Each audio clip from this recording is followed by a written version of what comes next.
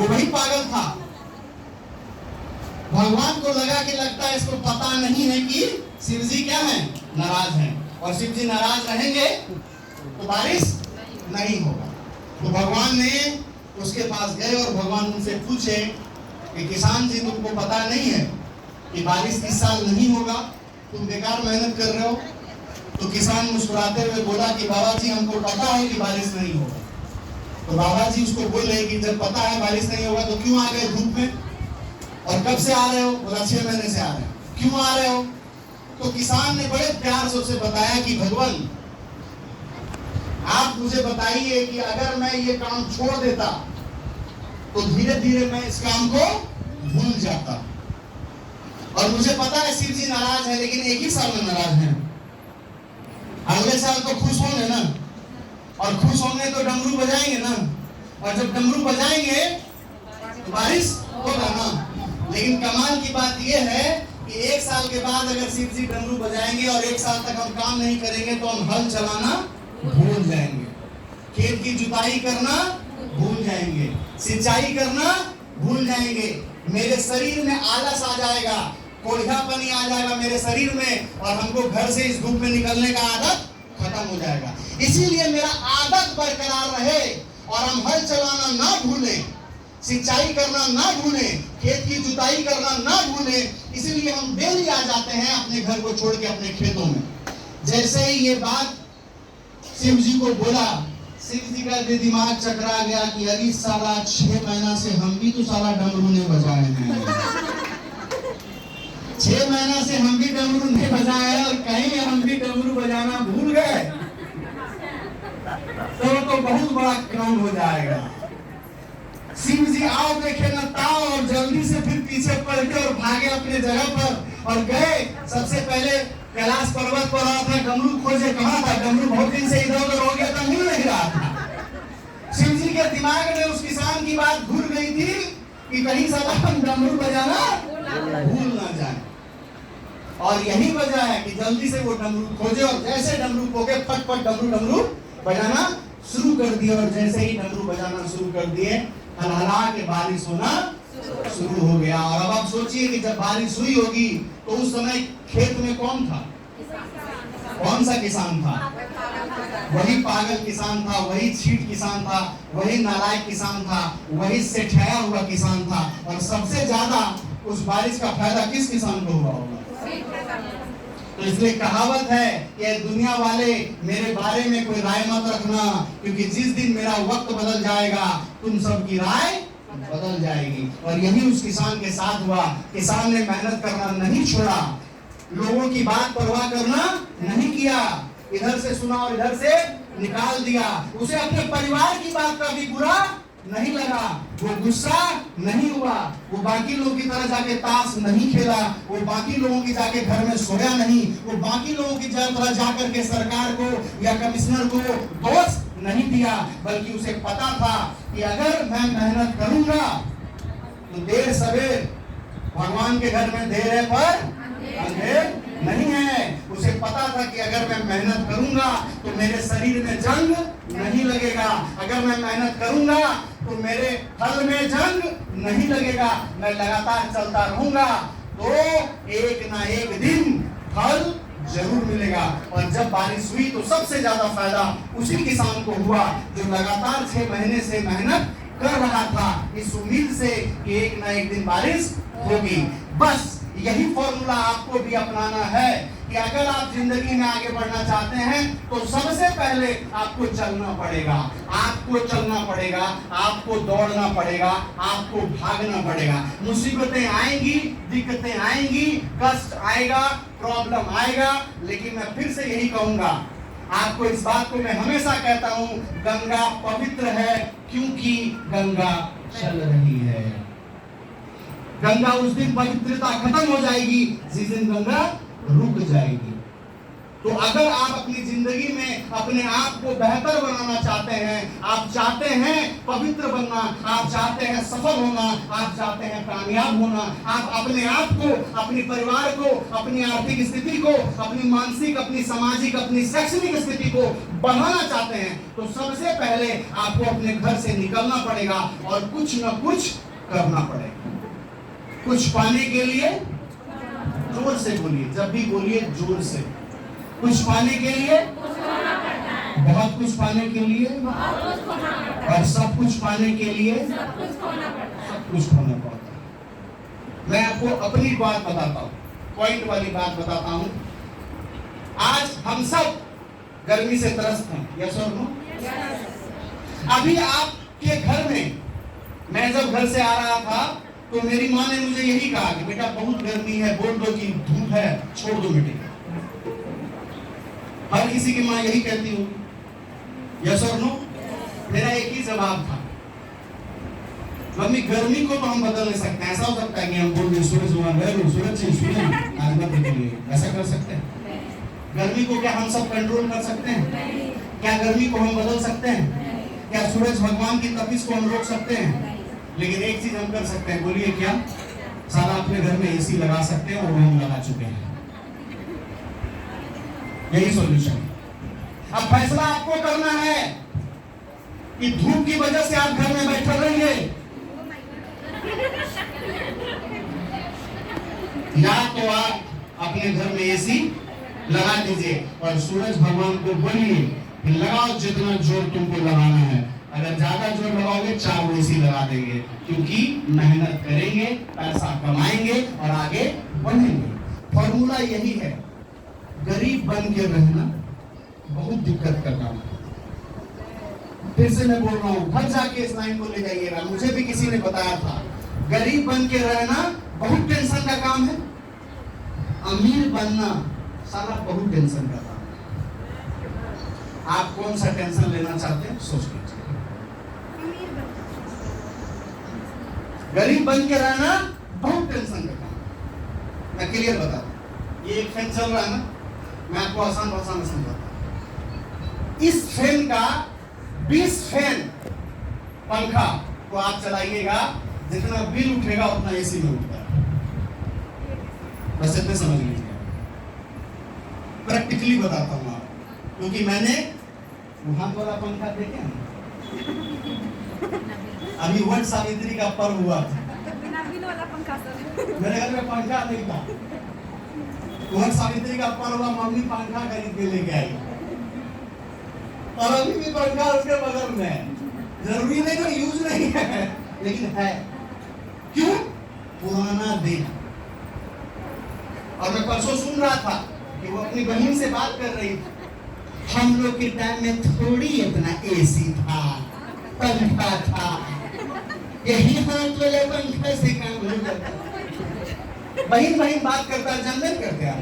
पुराना जमाना कर लो, वो पंखा डोला, पंखा चल रहा है, एसी चल रहा है, फिर भी पंखा डोला के इतना संतुष्टि। मैं ऑब्जर्व करता हूँ, मैं देखता हूँ, मुझे मजा आता है, उनकी बातें भी सुनता हूँ। पंखा का कोई जरूरत नहीं, लेकिन फिर भी डोला रही, लाई है, संभाल के रखी है। और चूंकि हम घर में 2-3 पंखा को गायब कर दिए थे, झूठ का जगह कोई जरूरी नहीं है, तो इस बार पंखा खरीद के लाए और बोल दी तुम छुएगा नहीं पंखा को। तो मैं आसान भाषा में आपको समझाता हूँ, गर्मी में रहना बहुत टेंशन का काम है, और एसी में रहना ये भी सारा टेंशन का काम है, मजाक नहीं है।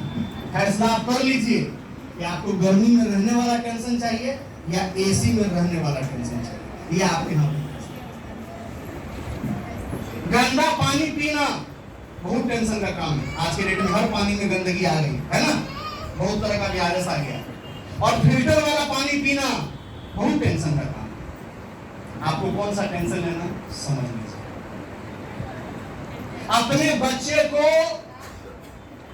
बोरिंग कॉन्वेंट में पढ़ाना। बोरिंग कॉन्वेंट समझते हैं आप लोग? I am the product of boring convent. मैं बोरिंग कॉन्वेंट में पढ़ा हूं। सुने ये स्कूल? जोर से बोलिए हाँ या ना। मैं बोरिंग कॉन्वेंट में पढ़ा हूं, नहीं सुने हैं? बोरिंग कॉन्वेंट उस स्कूल को कहा जाता है जहां हम लोग जाते थे, पन्नी से बोरा निकालते थे, बोरा ऐसे बिछाते थे और बैठ जाते थे। इसी को बोलते हैं बोरिंग कॉन्वेंट, बोरा चट्टी वाला स्कूल।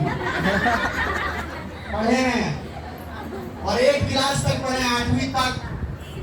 आपको बताते हैं 8वीं तक बोरा चट्टी वाला स्कूल में पढ़े हैं।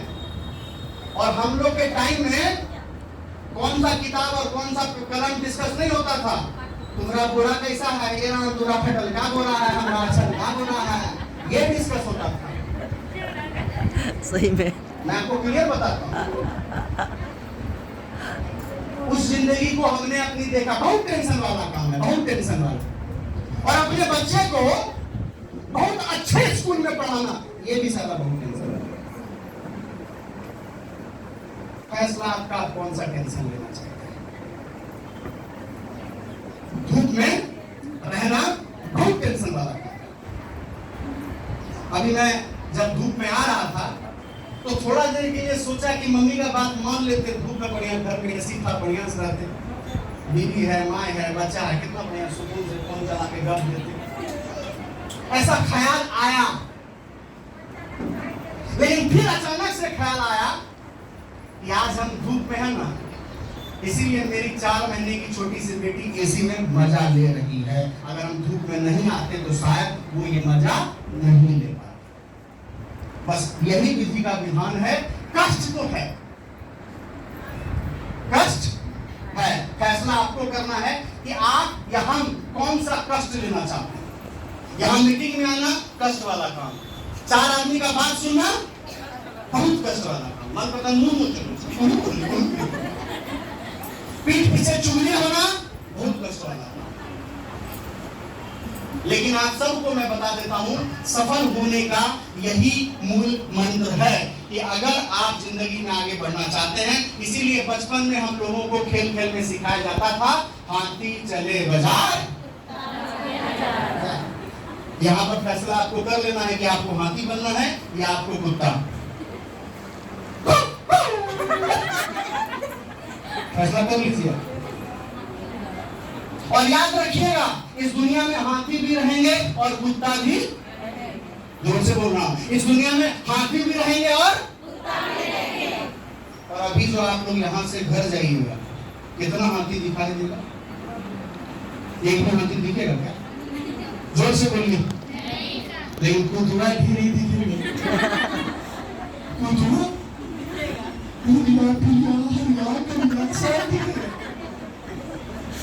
यही विधि का विधान है। जब आदमी सफल हो जाता है तो ऐसे आम आदमी की तरह दिखता नहीं है। तो पहला सफल होने का फॉर्मूला है कि आपको भी उस किसान की तरह फल मिले ना मिले, कर्म करो पर फल की चिंता मत करो। अपने आप को चलाते रखना है, क्योंकि रुका हुआ मनुष्य और ठहरा हुआ पानी दोनों सड़ जाता है। आप पानी को रख दीजिए 1 लोटा, सुबह रखिए, शाम में देखिए बदबू आ जाएगा। नाला का पानी में बदबू आता है, तालाब पोखर के पानी में बदबू आता है, पर कभी भी किसी चलती हुई नदी के पानी में बदबू नहीं आता है। इससे ये सीखने मिलती है कि हमें भी हमेशा क्या करना पड़ेगा? चलते रहना पड़ेगा। रोशनी परिवार में अगर आपको सफल होना है तो आपको चलते रहना पड़ेगा।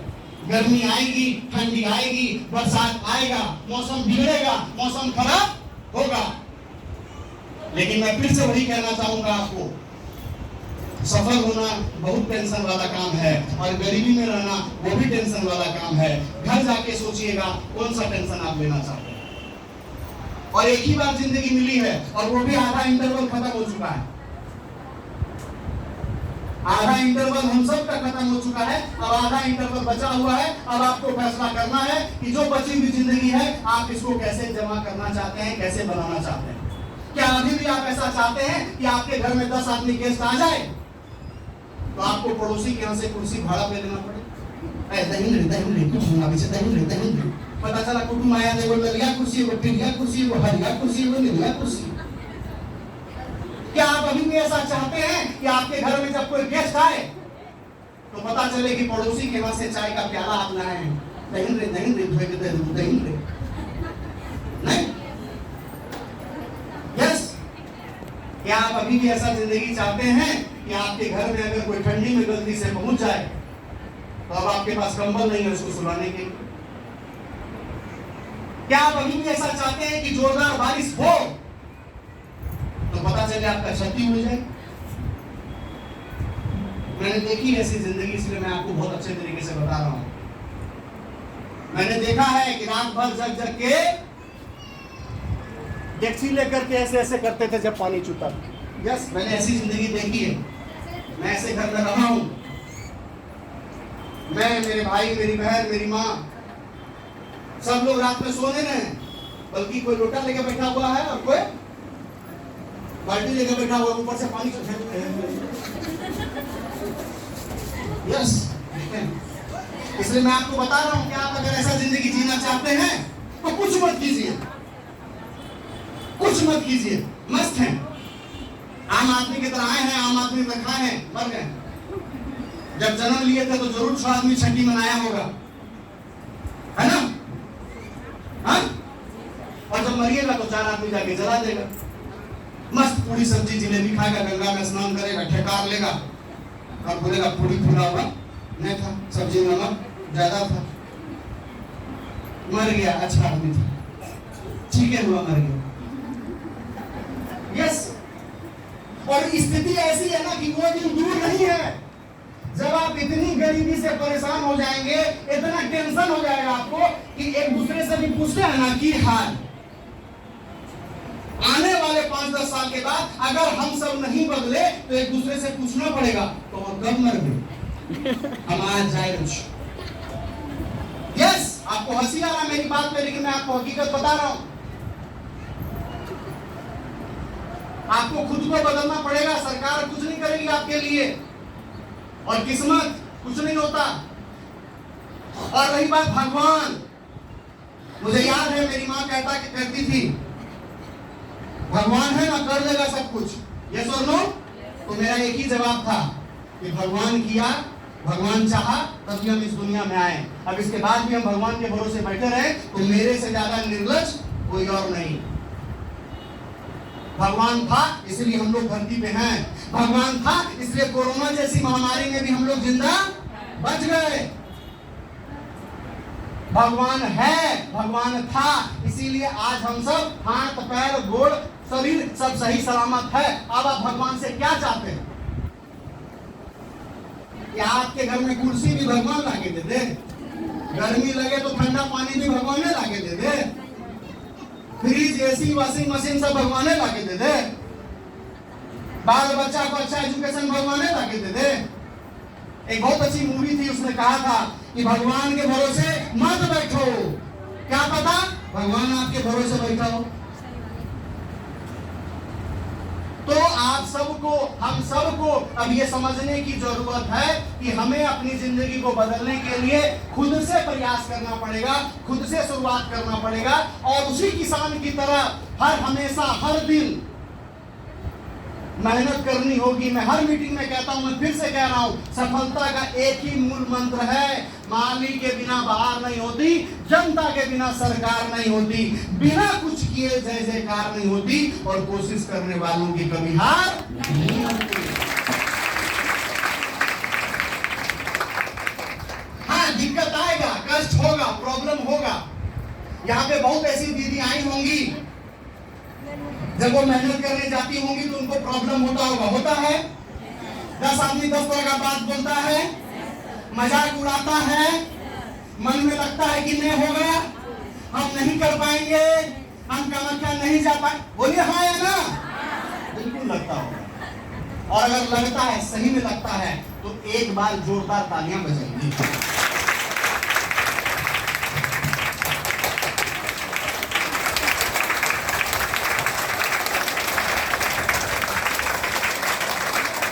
खुश हो जाइए।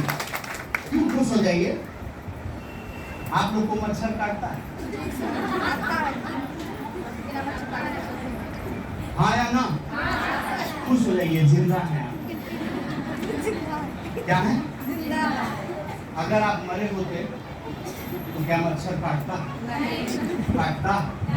काटता? काटता? सीधा सा बात है। मच्छर काट रहा है, लहर रहा है, तो खुश हो जाएगी आप। मच्छर ना आके आपको बता, एनु तुम जिंदा ए जिंदा, एनु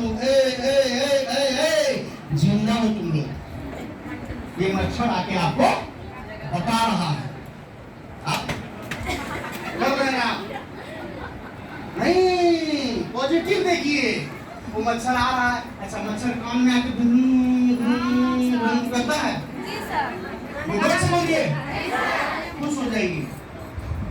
भन भन नहीं कर रहा है, वो बता रहा है रे भूतनी के उठ उठो उठो। हम लोगों के यहाँ तुलसी विवाह होता है, जेठौन एकादशी होता होगा आप लोगों को, उसमें हम लोग पूजा करते हैं, भगवान विष्णु की तुलसी विवाह होता है। तो उसमें हम लोग भगवान को उठाते हैं और बोलते हैं उठो उठो खा सुथनी, उठो उठो खा सुथनी। हम लोग का जो कल्चर है, हम सबके, आप लोग भी ऐसा करते होंगे, सब सीख वहीं से है। हम भगवान को भी जगा रहे हैं, उठो उठो। क्यों? इसके पीछे एक बड़ी कहानी है, अगले ट्रेनिंग सेशन में बताऊंगा आपको। इसीलिए क्योंकि अब जो समय आ रहा है, इसके बाद 1 महीने के बाद भगवान विष्णु अब सो जाएंगे।